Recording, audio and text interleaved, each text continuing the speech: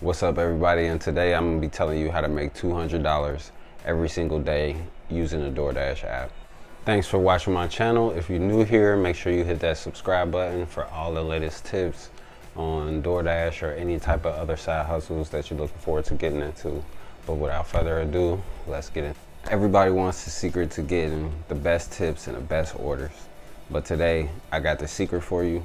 I got 3 of the best tips that's gonna work to get you $200 a day every single day if that's what you choose to do.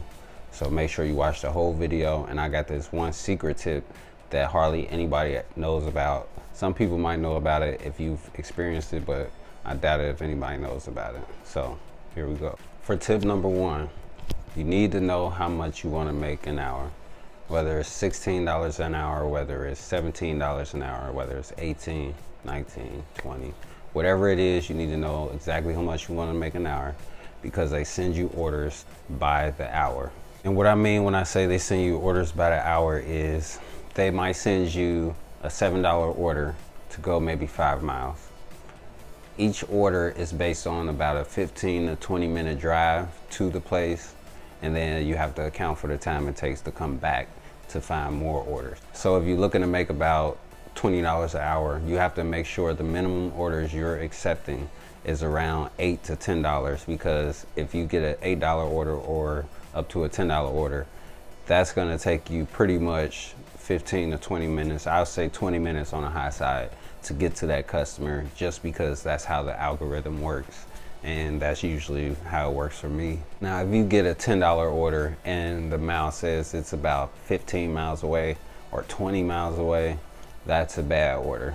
If the order is $10 and it says it's about 8 miles away or 9 miles away, that's a decent order. You want to take that order. Sometimes Doordash will sneak in a $15 stacked order, which means it's at least 2 orders. Those orders typically take 30 minutes to complete. Just 2 getting to the clients or getting to the customers, that takes about 30 minutes.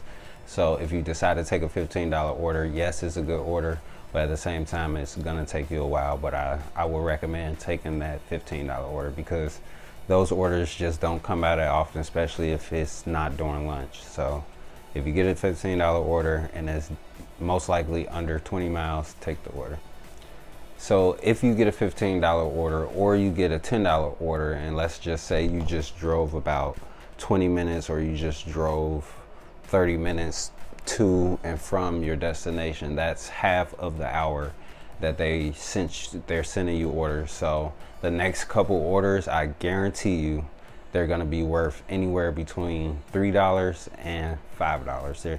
It won't be higher than $5.75. You might see a $6.75, but just because DoorDash wants to keep you in the $20 an hour max, especially if it's not lunchtime or dinner time, then those are the type of orders you're gonna see after receiving a $15 order or even a $10 order.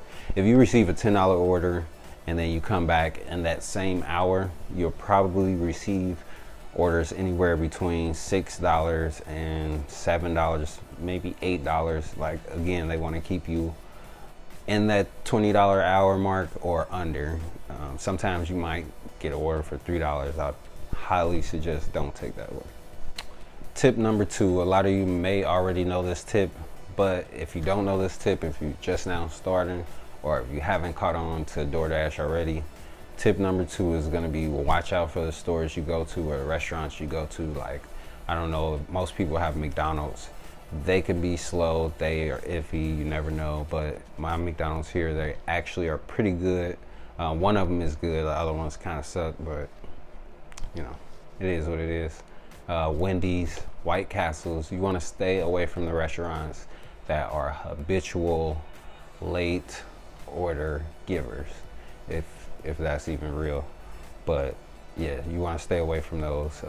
They'll slow you down and add time to the order within that hour that DoorDash is sending you. So stay away from those. Also, know the distance. If you decide to take one of those orders, make sure the distance is under 5 miles, because you have to account for the time that you might be waiting there. Okay, so this is the secret tip. For those of you that may be really good DoorDash drivers, I know it's a bunch of drivers that suck so bad, they just suck really bad.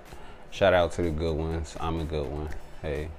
But the other ones, if you have a 4.97 DoorDash rating or higher with a 95% completion rate, you are more likely to get 3 stacked orders at once. Usually this happens when you have 2 stacked orders. You go into both restaurants and then they are both pretty much ready at the same time. And if they're in a close vicinity to being dropped off, and if they're in the same area where there's a lot of orders coming in at, once you drop one order off, they will send you another order. So it's like getting 3 orders back to back. And that is one of the ways I found to maximize your profits while you're doing DoorDash. So if you're a good dasher, you got 4.97 or above. A lot of people don't know that. Make sure you're getting those stack orders and you dropping them off quick and easy so you can get another one coming through. Okay guys, this is the last tip and I'm gotta get on up out of here. Tip number 3, the third and final one. A lot of people might disagree, but if you're a good driver and you know what you're doing, you know the neighborhood, even if you don't know the neighborhood, you know how people might drive. My third tip is drive faster. If you could drive faster without getting a speeding ticket, without getting anybody hurt, I'm not saying go 60 and a 30. That's a terrible idea. But you might be able to get away with going 40 and a 30. Drive faster, know your routes. While you're looking at your map, if you see those alternative maps, if you see those routes on your map, make sure you click on those to see if the mileage is a shorter distance. Sometimes it's a shorter distance, but it might take you a little bit longer. That's okay, because you want to keep the miles low on the routes that you're taking. You don't want to put all those miles on your car, thus increasing profits so you can get back to your destination in a quick and orderly fashion. Okay everybody, well that's it. That's all I got. It's time for me to get up out of here. But I guarantee if you use these 3 tips I gave you today, you are 100% more likely to make $200 in one single day, every single day, if you choose to do that. So with that being said, if you break it down, $20 an hour, we always want to shoot for at least $20 an hour. You don't want to be doing this making $13 an hour unless you really don't care. You're 18, you're carefree, worry-free, then that's cool, I guess. But you want to look at it from $20 an hour perspective. Every single hour, that would add up to 10 hours. But customers tip better, customers hide tip, or DoorDash hides some of the tips. But whether they hide the tips or not, using this strategy, you will get $200 minimum, or you're gonna get more. So peace out. I hope y'all enjoyed the video. Make sure y'all keep checking it out. I'm out.